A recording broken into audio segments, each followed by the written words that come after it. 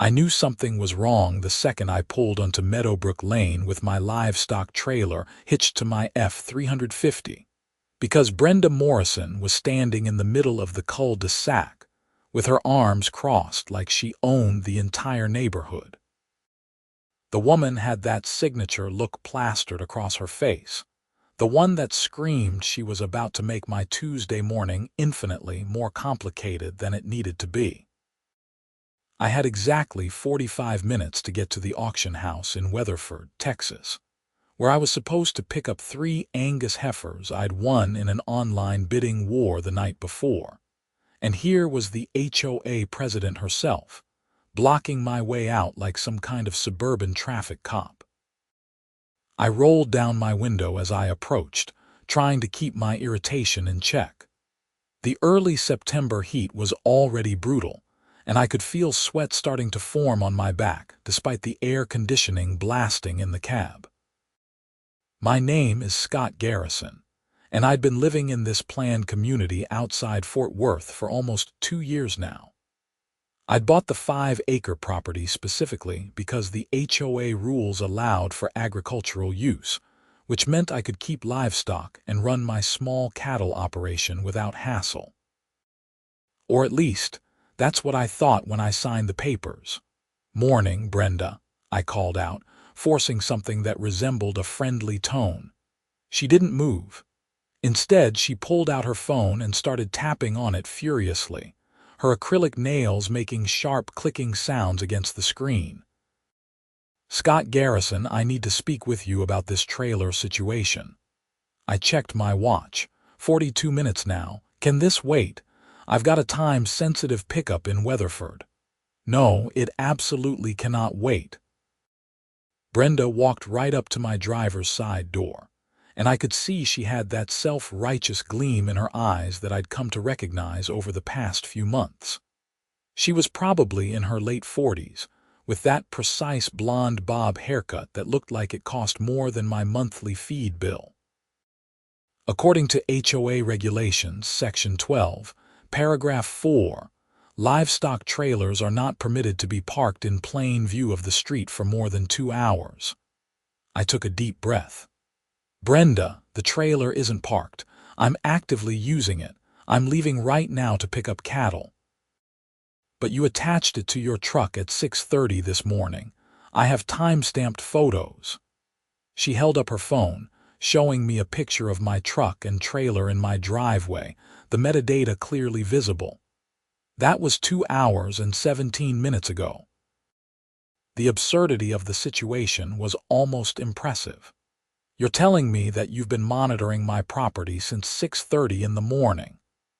I take my responsibilities as HOA president very seriously, Scott. Someone has to maintain property values in this community. She stepped back and gestured to the street behind her. "I'm going to have to ask you to unhitch that trailer and park it in your back pasture, out of sight, before you leave the property. That would take at least 30 minutes, and I'd miss my pickup window. Do you understand that there are actual animals involved here? I have a contract." Brenda's expression didn't change. "Then you should have planned better. The rules apply to everyone equally." I could feel my jaw clenching. This wasn't the first run-in I'd had with Brenda Morrison. 3 months ago, she'd sent me a violation notice because my fence posts were supposedly half an inch too tall. Before that, it was a complaint about my barn being painted the wrong shade of red, even though I'd gotten written approval from the architectural committee. The woman seemed to have made it her personal mission to make my life as difficult as possible. "Look, I'm leaving right now. The trailer will be gone from the property in about 30 seconds. That should satisfy your regulations. But it's already been in violation for 17 minutes. I'm going to have to issue a fine, $50 for the first offense." She was actually writing something on a small notepad she'd pulled from her pocket. That's when I noticed her car. Her silver Mercedes C-Class was parked diagonally across the cul-de-sac, positioned in such a way that I couldn't get my trailer around it without driving over someone's lawn. She'd literally blocked me in. "Brenda, I need you to move your car. In a moment. First, I need you to acknowledge receipt of this violation notice. Move your car right now, or I'm going to have a serious problem with you." She actually had the audacity to smile. "Are you threatening me, Scott? Because I can add harassment to the violation report." I put my truck in park and killed the engine. This was clearly going to take longer than I thought. When I climbed out of the cab, I could see curtains moving in the windows of neighboring houses. Great. An audience. Nothing the people in Meadowbrook Estates loved more than some good neighborhood drama. "Brenda, I'm asking you nicely one more time. Move your vehicle so I can leave. And I'm telling you that we need to resolve this HOA violation first. You seem to think that the rules don't apply to you just because you have some cattle operation. Well, I have news for you. This is a residential community with standards." I pulled out my own phone and opened up my photos, scrolling back to find the document I needed. Here. This is the agricultural use addendum that was part of my purchase agreement. It specifically states that livestock trailers, farming equipment, and related vehicles are permitted on my property. Brenda barely glanced at my screen. That addendum is superseded by the updated HOA regulations that were passed in March. You should have attended the meeting. What meeting? I never received notice of any meeting. All notices are posted on the community website and on the bulletin board at the main entrance. It's your responsibility to stay informed. This was going nowhere. I checked my watch again. 35 minutes until my pickup window closed. The auction house had been very clear that if I wasn't there during my assigned time, they'd move on to the backup bidder, and I'd lose my deposit. "Okay, here's what's going to happen," I said, keeping my voice level. "You're going to move your car in the next 60 seconds, or I'm calling a tow truck to remove it from the street." Brenda laughed. Actually laughed. "You can't have my car towed.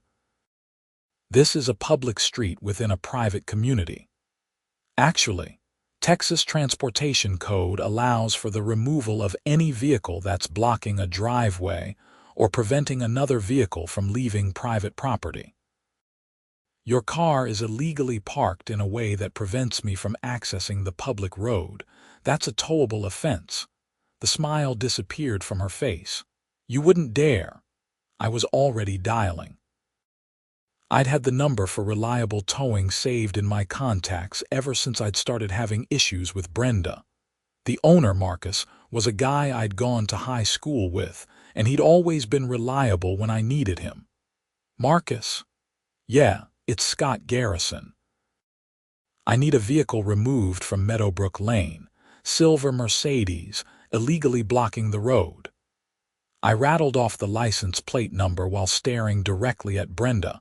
Her face was turning an interesting shade of red. "You hang up that phone right now. This is harassment. This is abuse of the towing system. He'll be here in 20 minutes, I said, ending the call. "Or you could just move your car and let me leave. I will not be bullied by some cowboy who thinks he can run roughshod over community standards." Brenda was actually shouting now, and I could see more neighbors coming out onto their porches. "I'm calling the police. Go ahead. Tell them about how you're blocking a public street and preventing someone from leaving their property." I genuinely thought she might back down at that point. Instead, she doubled down, pulling out her phone and actually dialing 911. I listened in amazement as she tried to explain to the dispatcher that she was being threatened by a neighbor who was trying to have her car towed. The dispatcher, to her credit, asked Brenda several times if there was an actual emergency, and when Brenda couldn't articulate one, told her to call the non-emergency line instead. By now, it was a full-blown spectacle. My neighbor to the left, Pete Crawford, had come out with a cup of coffee and was watching the whole thing like it was dinner theater. Across the street, the Martinez family was standing on their lawn, clearly trying to figure out what was happening. "You know what your problem is, Scott," Brenda said, her voice dripping with venom. "You don't respect authority. You don't respect the work that goes into maintaining a community like this. You just want to do whatever you want, whenever you want, with no regard for how it affects everyone else." "My problem," I replied, "is that I'm trying to run a legitimate business that's completely within my legal rights, and you've decided to make it your personal crusade to interfere with that business. This isn't about HOA rules. This is about you not liking the fact that I don't roll over every time you show up with another manufactured complaint." "Manufactured? I have documentation of every single violation." "Yeah, and every single violation is some nitpicky nonsense that you've blown completely out of proportion." The fence posts were within the acceptable range according to the building inspector. The barn color was pre-approved, and this trailer thing, I'm actively using it. It's not parked. There's a difference. Brenda opened her mouth to respond, but that's when Marcus showed up with his tow truck.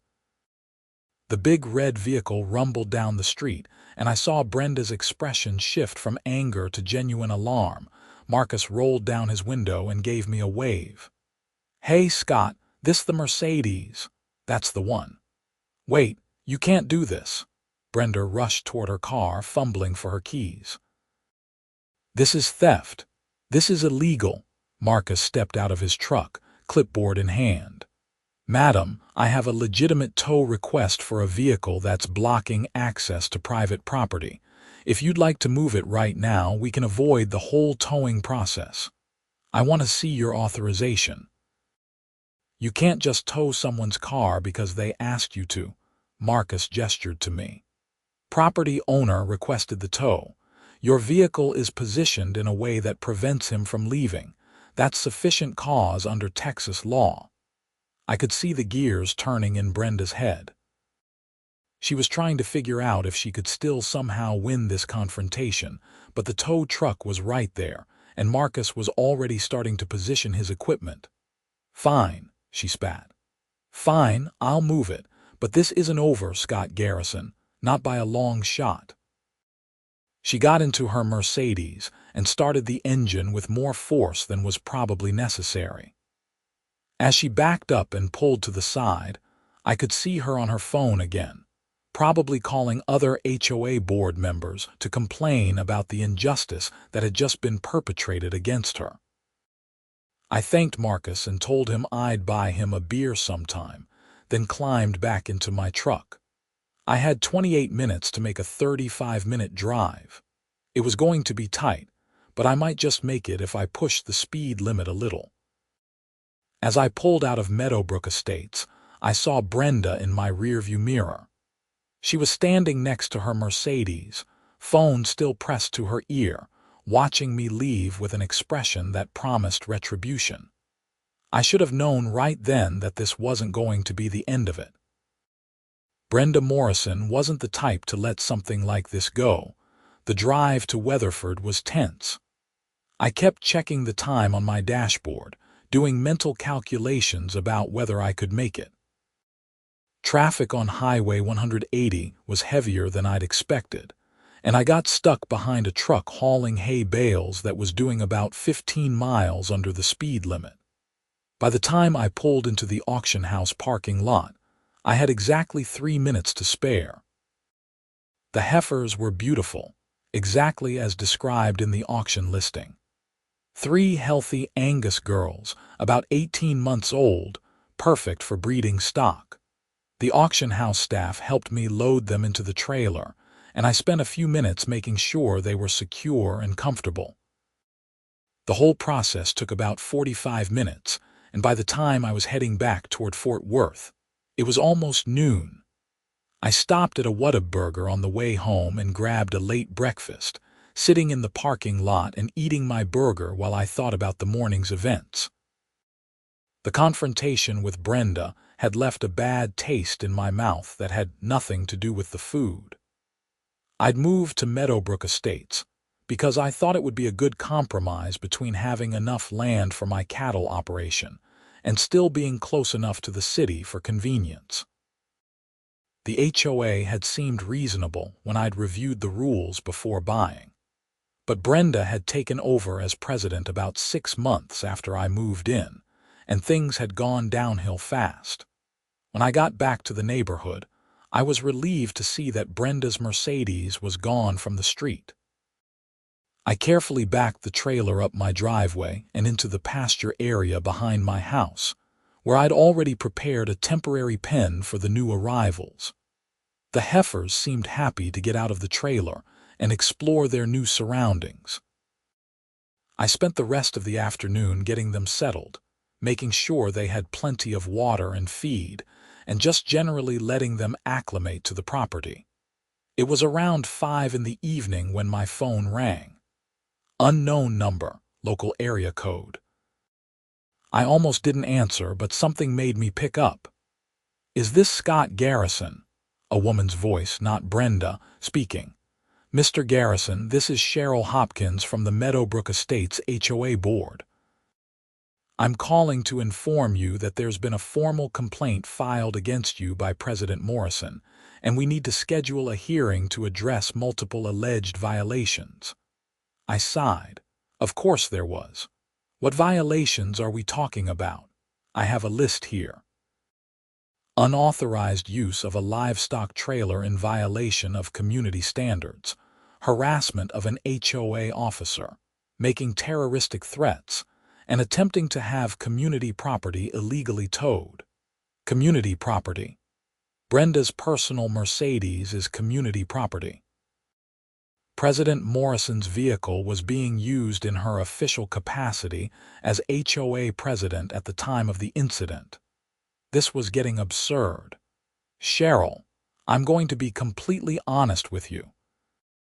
Brenda blocked my driveway with her personal vehicle to prevent me from leaving for a business appointment. When I asked her to move it, she refused. I had it towed because it was illegally blocking my access to the public road. There was no harassment, no terroristic threats, and my livestock trailer is specifically permitted under my property use addendum. There was a pause on the other end of the line. "Mr. Garrison, I'm just conveying the information I've been given. The hearing is scheduled for next Tuesday evening at 7 o'clock at the community center. You're welcome to present your side of the story at that time. Who else is on the board besides Brenda? There are 5 board members total. President Morrison, myself as vice president, and 3 at-large members, Tom Richards, Patricia Henderson, and David Kumar. And are all of you going to be at this hearing?" "Yes, that's the plan. At least I'd have a chance to present my case to people other than Brenda." "Okay, I'll be there." After I hung up, I spent some time documenting everything that had happened that morning. I pulled up the timestamps on my phone showing when I'd called Marcus, when I'd left the property, when I'd arrived at the auction house. I took screenshots of my property deed and the agricultural use addendum. I even drove down to the main entrance of the neighborhood and took photos of the community bulletin board, which had nothing posted about any HOA meeting in March where rules had supposedly been changed. The next few days were relatively quiet. I didn't see Brenda, though I suspected she was still watching my property from her house down the street. I made sure to keep the trailer in the back pasture when I wasn't using it, not because I thought I was in violation of anything, but because I didn't want to give her any more ammunition. Tuesday evening arrived faster than I wanted it to. I put on a clean button-down shirt and jeans, grabbed my folder of documentation, and walked over to the community center. It was a nice facility, built about 5 years ago when the neighborhood was first developed. The main room had a small stage at one end and rows of folding chairs facing it. There was a table set up on the stage with 5 chairs behind it. Already, I could see several neighbors filing in to watch the proceedings. Great. A public hearing. Brenda was there, of course, sitting behind the center chair at the table. She saw me come in and her expression hardened. The other board members were there too. Cheryl Hopkins was a woman in her 60s with kind eyes and gray hair pulled back in a bun. Tom Richards was a heavyset man who looked like he'd rather be anywhere else. Patricia Henderson was younger, maybe early 40s, dressed in business attire like she'd just come from an office job. David Kumar was a thin man with glasses who was typing something on a laptop. I took a seat in the front row. A few other neighbors had shown up, including Pete Crawford and the Martinez family.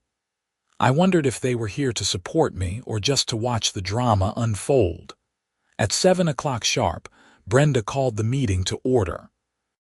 She had a gavel, which seemed unnecessarily official for an HOA hearing, but she used it with evident satisfaction. This special hearing has been called to address serious violations of community standards by resident Scott Garrison of 1247 Meadowbrook Lane. Brenda began, reading from a prepared statement. Mr. Garrison, you've been accused of multiple infractions including unauthorized use of commercial vehicles, harassment of an HOA officer, making terroristic threats, and interfering with HOA business. How do you plead? This isn't a court of law, Brenda. I'm not pleading to anything. But I'm happy to explain what actually happened. Cheryl leaned forward. Mr. Garrison, please address President Morrison as President Morrison or Mrs. Morrison during this hearing. I bit back my irritation. Fine. President Morrison, I'd like to present evidence that refutes every one of these accusations. You'll have your chance to speak, Brenda said. First, I'd like to present the HOA's case. For the next 15 minutes, I sat there and listened to Brenda's completely distorted version of events. According to her, I'd had a livestock trailer parked in my driveway for weeks in violation of community standards. When she'd approached me about it that morning, I'd become verbally abusive and threatened her with physical violence. I then called a tow truck driver who was apparently my accomplice, and together we'd attempted to steal her vehicle while she was performing her duties as HOA president. She had photos, she had timestamps, she had a whole presentation on a laptop that David Kumar was projecting onto a screen. The thing was, the photos did show my trailer in my driveway. They just didn't show the context. And the timestamps were cherry-picked to make it look like the trailer had been there longer than it actually had. When Brenda finally finished, Cheryl turned to me. Mr. Garrison, you may present your response. I stood up and walked to the front of the room, my folder in hand. Okay, let's go through this point by point. First, the trailer. I attached it to my truck at approximately 6:30 that morning because I had a scheduled pickup in Weatherford at 8:30. I was in the process of leaving when President Morrison blocked my exit with her personal vehicle. I pulled out my phone and showed the board the photos I'd taken. This is my property deed, which includes an agricultural use addendum specifically permitting livestock operations and associated equipment. Here's a photo of the community bulletin board as of yesterday, showing no posted notice of any rule changes. President Morrison claimed that rules were changed at a meeting in March, but I was never notified of any such meeting. Patricia Henderson spoke up. I don't recall voting on any changes to the agricultural use provisions. David, do you have records of that? David scrolled through something on his laptop. I'm not seeing anything in the March meeting minutes about agricultural equipment or trailers. Brenda's face was getting red again. That's because it was part of the General Vehicle Parking Ordinance update. Which I also don't see in the minutes, David said quietly. I continued. Second, the harassment claim. I did not threaten President Morrison. I asked her multiple times to move her vehicle so I could leave. When she refused, I informed her that I would have her car towed if she continued to block my access to the public road.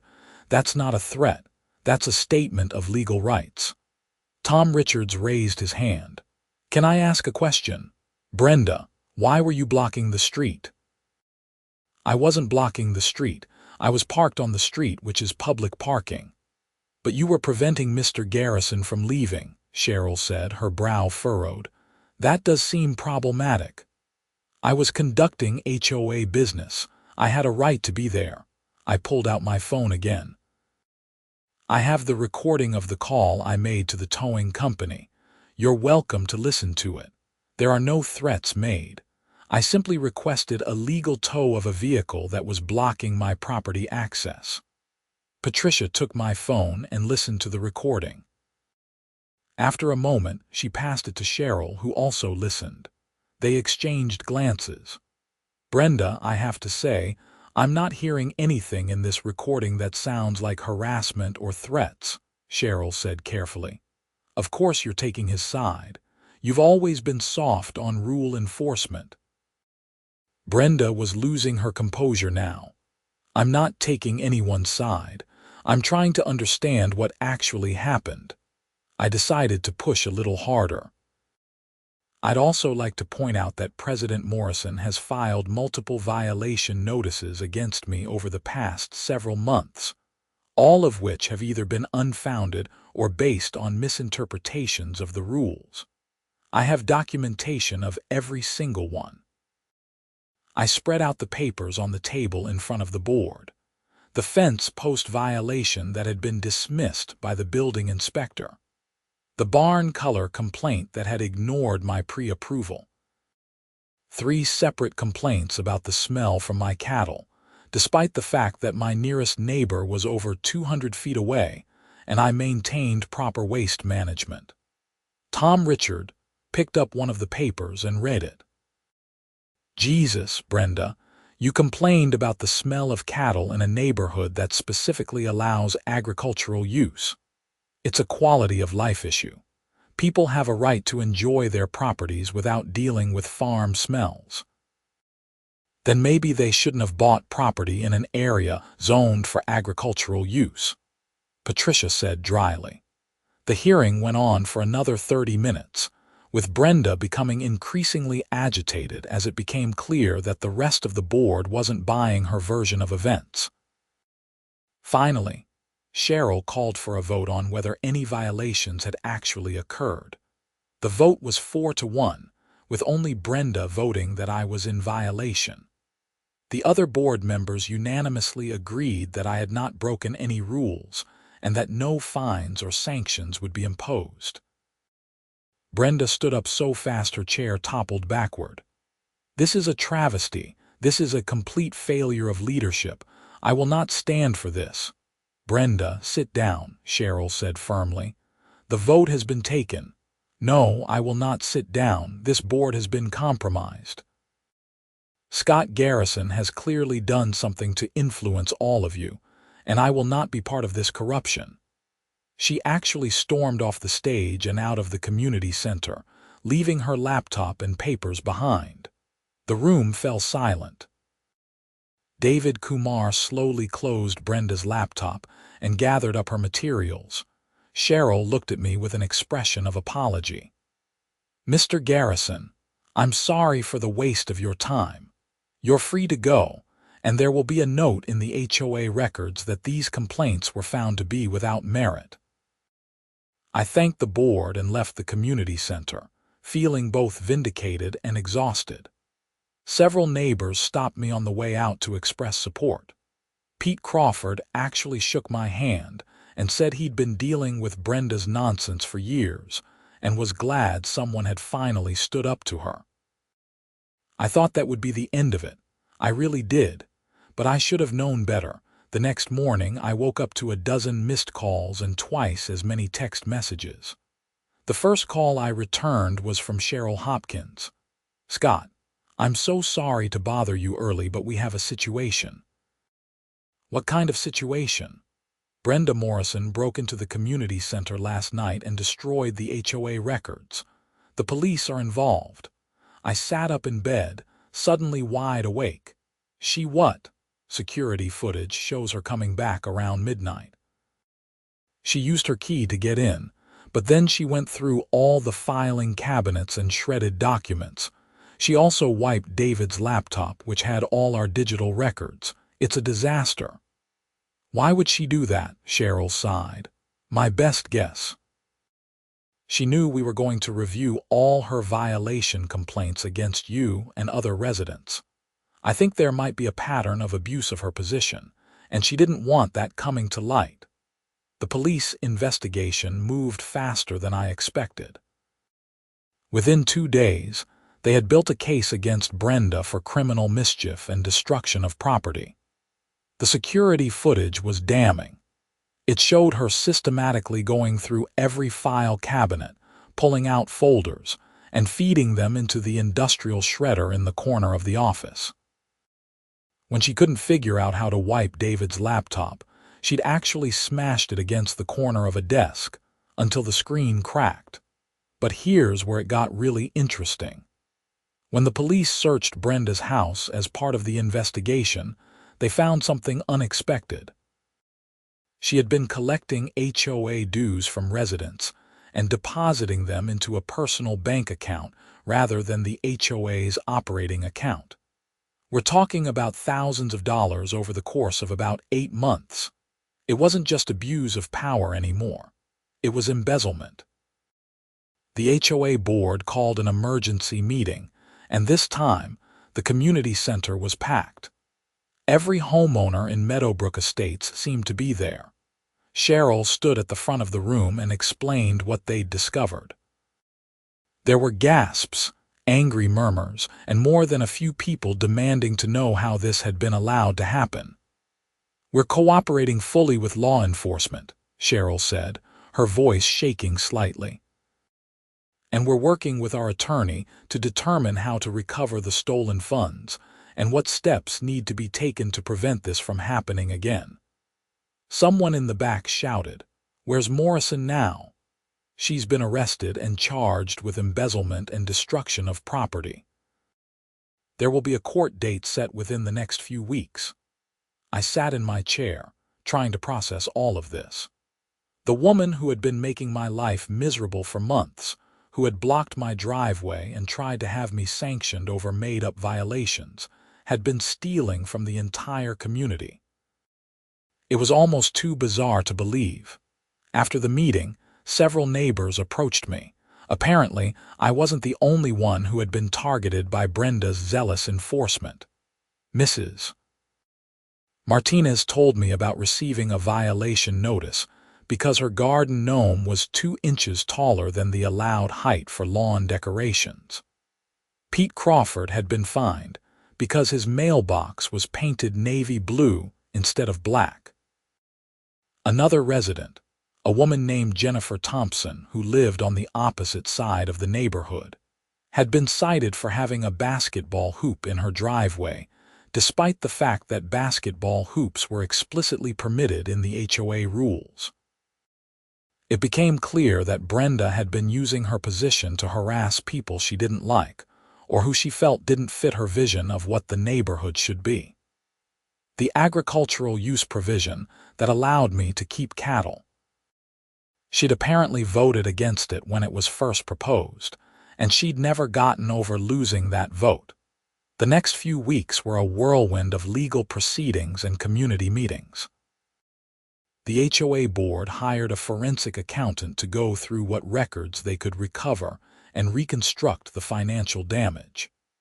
The final tally was just over $38,000 that Brenda had diverted into her personal account. I got called to testify at one of the preliminary hearings.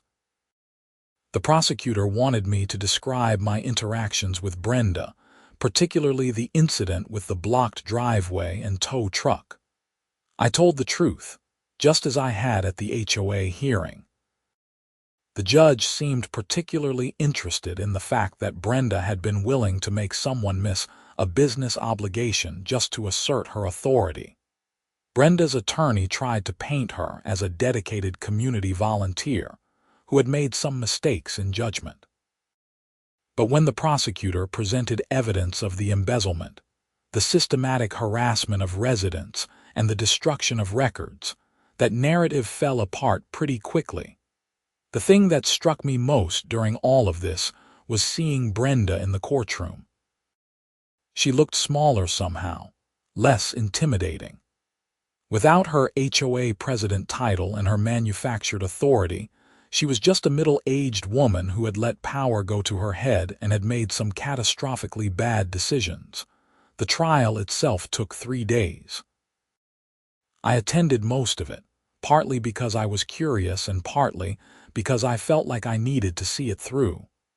The prosecution presented a mountain of evidence: bank records showing the diverted funds, security footage of the destruction of HOA property, testimony from multiple residents about harassment and bogus violation notices, text messages from Brenda to other board members where she'd referred to residents as problems that need to be dealt with.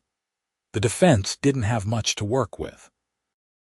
Brenda's attorney tried to argue that the HOA funds had been deposited into the wrong account by mistake, but the prosecutor showed that it had happened consistently over 8 months, with Brenda then using that money to pay for personal expenses.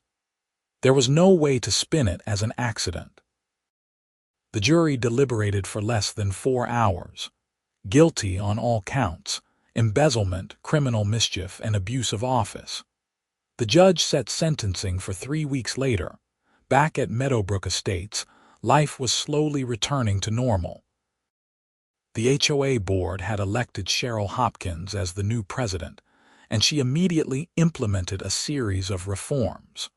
All financial transactions would require dual authorization. Board meetings would be recorded and minutes made available to all residents.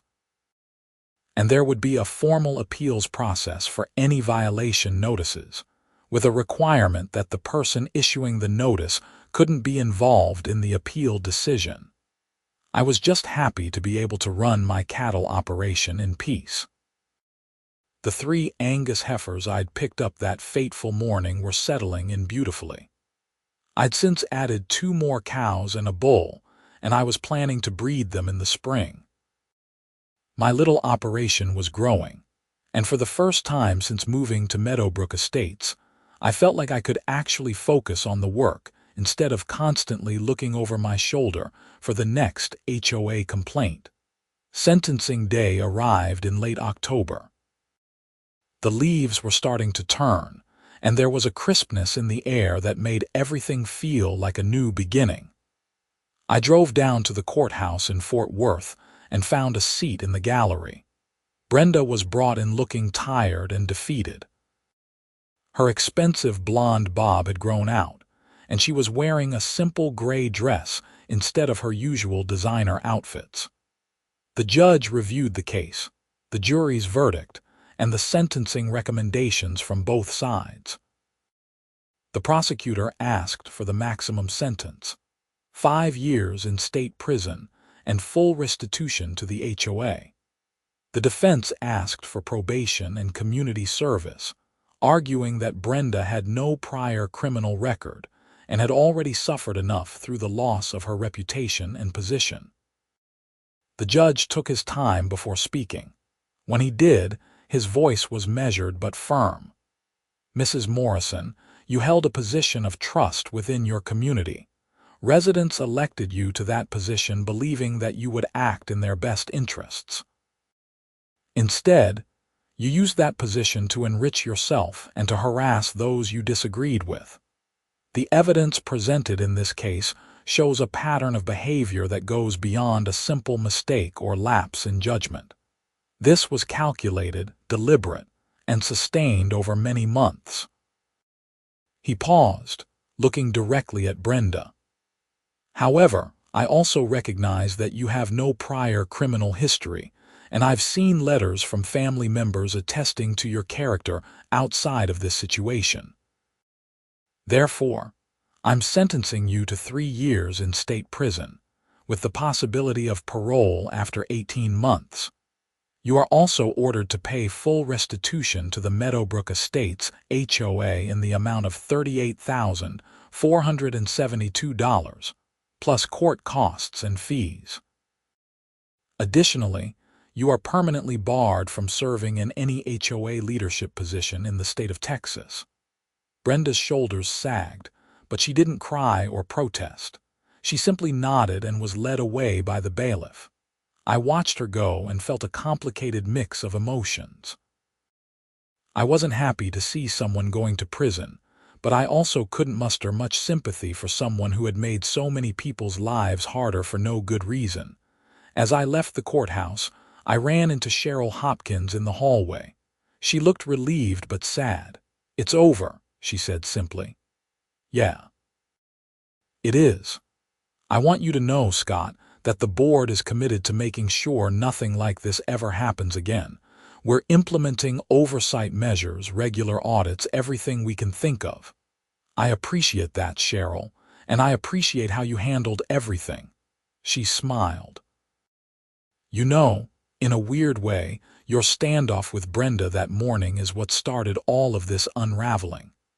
If you hadn't stood up to her, if you just backed down and unhitched your trailer, she might have kept getting away with all of it." I hadn't thought about it that way, but she was probably right. Sometimes standing your ground, even over something that seems small, can have bigger consequences than you realize. Life in Meadowbrook Estates improved dramatically after that. The new HOA board was reasonable and responsive. When I needed to bring in a concrete truck to pour a new feeding pad for my cattle, I submitted the plans and got approval within a week. No hassle, no manufactured complaints, just a straightforward process. I even started serving on the Architectural Review Committee, helping to review proposals from other residents. It was interesting to be on the other side of things, and I made sure to approach every request with fairness and common sense. If someone wanted to paint their house a slightly different shade than what was in the guidelines, and it wasn't going to be an eyesore, why not approve it? The point of an HOA should be to maintain property values and help the community thrive, not to give petty tyrants a platform to exercise control over their neighbors. Pete Crawford and I became good friends. He'd been one of the witnesses who testified about Brenda's pattern of harassment, and we bonded over our shared experiences of dealing with her nonsense. He helped me build a new shed on my property that winter, and I gave his family some fresh beef when I eventually processed one of my steers. The Martinez family invited me over for dinner one evening, and Mrs. Martinez told me more about her experience with Brenda. Apparently, the HOA president had filed a complaint about their daughter's quinceañera, claiming that the outdoor celebration was too loud and went past the noise curfew. The problem was, there was no noise curfew on Saturday afternoons, and the party had ended by 9 in the evening. Brenda had just not liked the music, or the fact that there were a lot of cars parked on the street. These stories kept coming out over the following months. Nearly everyone in the neighborhood had a Brenda Morrison story. It made me realize how much damage one person in a position of unchecked authority could do to a community. It also made me grateful that I decided to fight back, instead of just accepting her arbitrary rules and harassment. The financial recovery for the HOA was a long process. Brenda's assets were seized and liquidated, including her Mercedes, which was auctioned off. The proceeds went toward the restitution amount. Her house was put up for sale, though it took several months to find a buyer. Nobody in Meadowbrook Estates wanted to live in the embezzler's house, as it came to be known. Eventually, a young couple from out of state bought it for below market value, unaware of its history.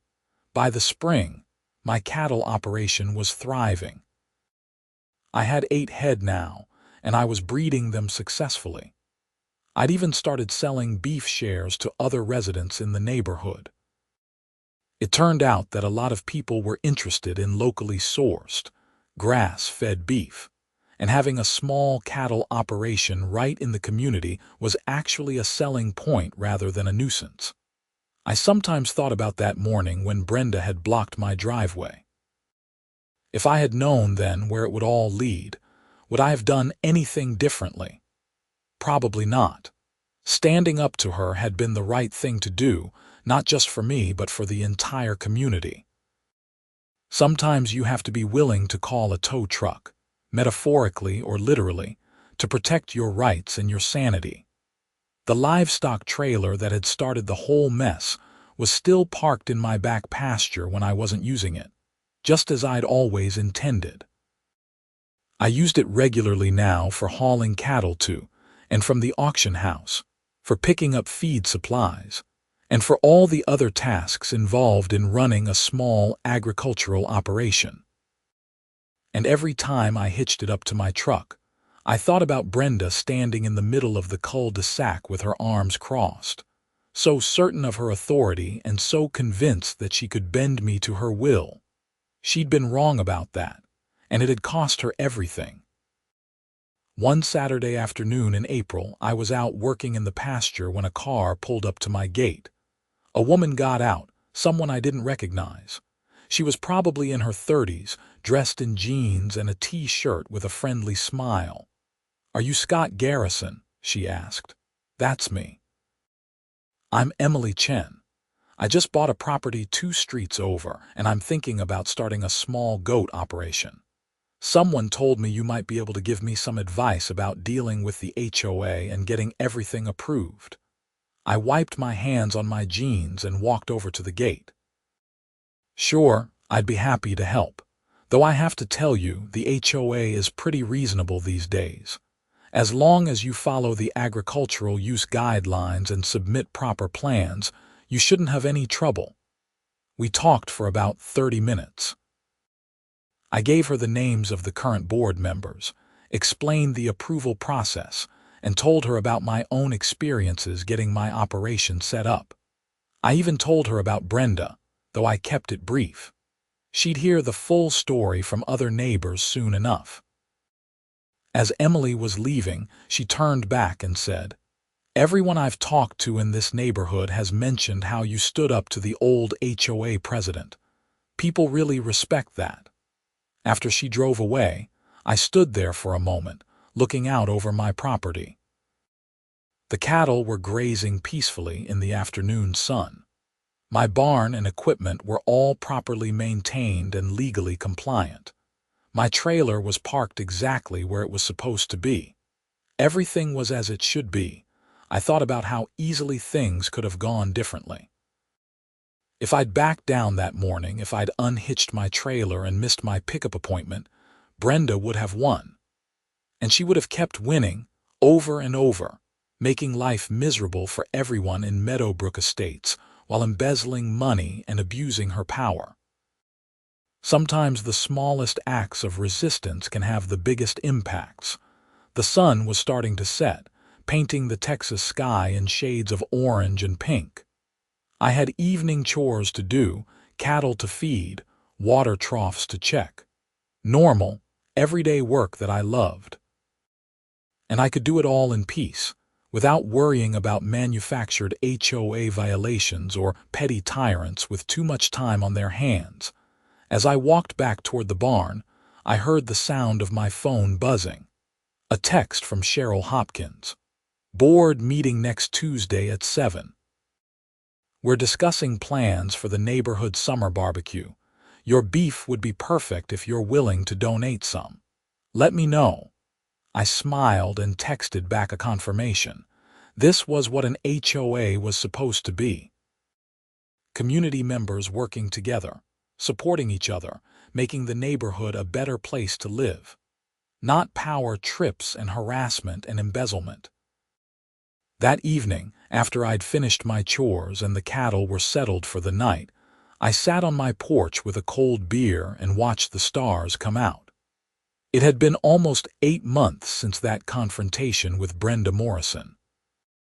8 months since I'd called Marcus, the tow truck driver, and set in motion a chain of events that had changed everything. People sometimes asked me if I regretted how things had turned out for Brenda.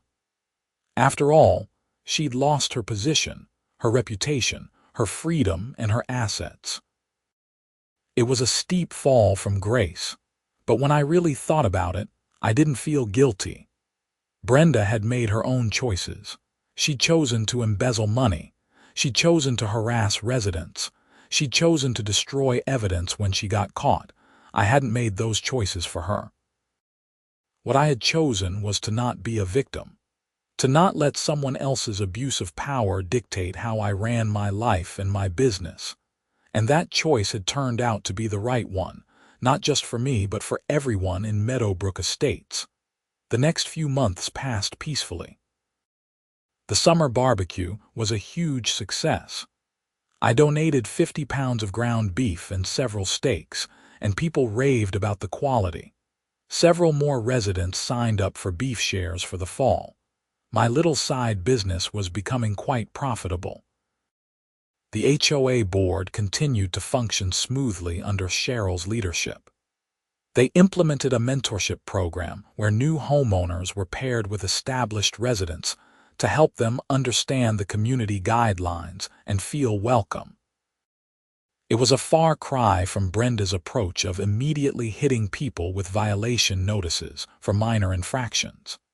I heard through the grapevine that Brenda had been transferred to a minimum security facility about 2 hours north of Fort Worth. She was apparently working in the prison library and taking some online business courses. I didn't know if she'd ever truly understand what she'd done wrong, but I hoped that the time in prison would give her some perspective. In September, almost exactly a year after the driveway incident, I was hauling a new load of cattle from an auction in Stephenville. As I drove through Meadowbrook Estates with my livestock trailer behind me, I passed the spot where Brenda had parked her Mercedes to block my way. A new family had moved into her old house, and they'd painted the shutters and planted new flowers in the front yard. It looked welcoming and lived in, completely different from when Brenda had lived there. I pulled into my driveway without incident, backed the trailer into the pasture, and unloaded 4 beautiful red Angus heifers. My herd was growing. I was thinking about expanding my operation, maybe adding some infrastructure to support a breeding program. I'd need to submit plans to the HOA for approval, but I wasn't worried about that anymore. That evening, Pete Crawford came over with a 6-pack of beer, and we sat on the porch talking about nothing in particular. At one point he raised his bottle in a toast. "To standing your ground," he said. I clinked my bottle against his. To reasonable HOA boards, and to Brenda Morrison getting exactly what she deserved. We both drank to that. As Pete left and I got ready to head inside for the night, I took one last look at my property. The barn, the pasture, the cattle grazing in the moonlight, the trailer parked exactly where it needed to be. This was my home, my business, my life. And nobody was going to tell me I couldn't live it on my own terms as long as I was following the law and being a good neighbor. The livestock trailer sat in the shadows, just a piece of equipment, really. But it represented something bigger. It represented the moment when I decided that enough was enough, when I'd refused to be bullied or intimidated, when I'd made that call to Marcus and set everything in motion. I'd had Brenda's car towed and she couldn't get to work. But more than that, I'd removed an obstacle, literally and figuratively. And in doing so, I'd helped expose corruption and abuse that had been poisoning the entire community. The tow truck had been just the beginning. The real work had been standing firm, telling the truth, and refusing to back down when it would have been easier to just give in. Looking back on everything that had happened, I realized that sometimes the most important thing you can do is simply refuse to be pushed around. not with aggression or violence, but with a calm assertion of your rights and a willingness to follow through. I'd asked Brenda to move her car. I'd warned her about the consequences. And when she'd refused, I'd done exactly what I said I would do. That consistency, that follow-through, had made all the difference. If I'd backed down, if I'd just accepted her blocking my driveway and made excuses for missing my appointment, she would have known she could push me around indefinitely. But because I'd stood firm, because I'd been willing to escalate to whatever level was necessary to protect my rights, everything had changed. The lights were still on at Cheryl Hopkins's house down the street. I could see her in the window, probably working on HOA paperwork or planning the next community event. Good people doing good work for the right reasons. That's what leadership should look like. I went inside, fed my dog, and settled in for the evening. Tomorrow I'd have more cattle to tend, equipment to maintain, and all the regular work of running a small agricultural operation. But I'd do it without harassment, without manufactured complaints, without someone trying to use made-up rules to make my life difficult. And if anyone ever tried to block my driveway again, well, I still had Marcus's number saved in my phone. The story of what happened with Brenda Morrison became something of a legend in Meadowbrook Estates. New residents would hear about it, usually from multiple sources, each adding their own details and perspective. It became a cautionary tale about what happens when power goes unchecked, and a reminder that communities work best when everyone has a voice, and there's accountability at every level. For me, it was just another chapter in my life. An important one, certainly. A defining one, even. But ultimately, it was about protecting what I'd worked hard to build and refusing to let one person's ego and corruption destroy it. The cattle were growing fat on Texas grass. The trailer was parked where it belonged, and I could sleep easy at night knowing that I'd done the right thing, even when it was difficult, even when it would have been easier to just go along with unreasonable demands. That's the thing about standing your ground. It's not always comfortable, and it's not always popular in the moment. But in the long run, it's the only way to maintain your integrity and protect what matters. Brenda Morrison had learned that lesson the hard way. I'd learned it too, though with much better results. And every time I hitched up that livestock trailer and drove through Meadowbrook Estates, I was reminded that sometimes the most important thing you can do is simply refuse to move your truck until the obstacle in your way has been properly, legally, and permanently removed. Whether that obstacle is a silver Mercedes or something much bigger,